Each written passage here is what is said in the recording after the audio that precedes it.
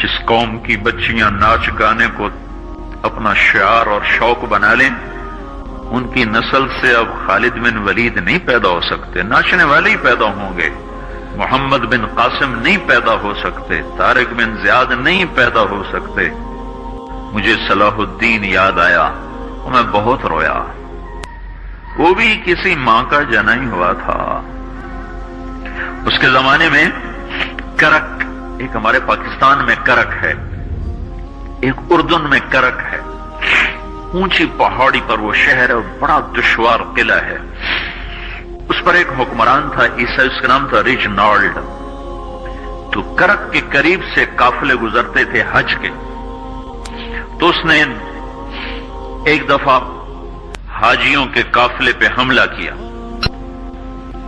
और कहने लगा बुलाओ अपने मोहम्मद को तुम्हारी मदद करे, और सारे हाजियों को तातेक कर दिया। और दूसरी दफा उसने बहरी बेड़ा तैयार की और मदीने पर हमला करने के लिए वो बंदरगाह तक पहुंचा यम्बू की, लेकिन मौसमी हालात साजगार न थे तो वापस हो गया।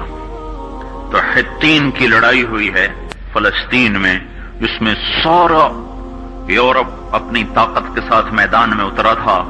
और इधर तन्हा सलाहुद्दीन अयूबी रहमतुल्लाह अलैह अकेला उस लश्कर से टकराया था, और उन्हें उसमें सारी रोमन एम्पायर को शिकस्त हुई थी। तो बड़े बड़े बादशाह उसमें गिरफ्तार हुए। तो उसमें रिजनाल्ड भी गिरफ्तार होकर आया। तो कोई 12 बादशाह थे रियासतों के जो सामने उसके पेश किए गए। तो प्यास की शिद्दत से सबका बुरा हाल था। तो सलाहुद्दीन ने सबको पानी पेश किया, रिजनाल्ड को नहीं पेश किया। तो यरूशलेम का जो बादशाह था हमफरे, उसने अपना पानी बचा के उसको दिया। तो सलाहुद्दीन ने कहा ये पानी तू दे रहा है, मैं नहीं दे रहा हूं।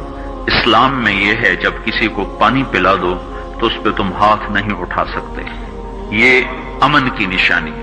तो सलाहुद्दीन ने फौरन उसे कहा ये पानी तूने दिया, मैंने नहीं दिया। तो फिर उन्होंने रिजनाल्ड को इस्लाम की दावत दी कि तू मुसलमान हो जा, मैं तुझे दावत देता हूं। उसने इनकार कर देखा, मैं नहीं होता। तो उन्होंने कहा मैंने तेरे कत्ल की 2 दफा कसम खाई थी। एक जब तू मदीने पे हमला आवर हुआ था तो मैंने कसम खाई थी मैं तुझे अपने हाथों से कत्ल करूंगा। और दूसरी दफा जब तुमने हाजियों पे हमला करके कहा था बुलाओ मोहम्मद को, तो मैंने कसम खाई थी कि मुझे अल्लाह ने मौका दिया तो मैं अपने हाथ से तेरी गर्दन उड़ाऊंगा। आज मोहम्मद का अदना गुलाम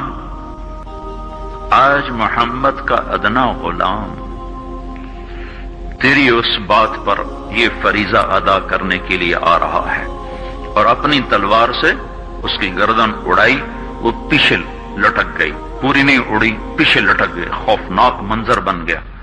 तो सारे बादशाहों पे कपकपी तारी हो गई। तो सलाहुद्दीन फरमाने लगे हमारे मजहब में ये नहीं है, बादशाहों के साथ हम बादशाहों जैसा ही सलूक करते हैं, पर ये हुदूद से आगे चला गया था। अब मुझे ये किस्सा भूला हुआ था, मुझे इन्हीं हादसों में, इन्हीं हंगामों में वो याद आया। तो बात तन्हाइयों में बैठ के बेबसी के आंसू बह जाते हैं और इसके सिवा कोई चारा नहीं है। हमारी सारी नस्ल मौसीकी में डूब चुकी है।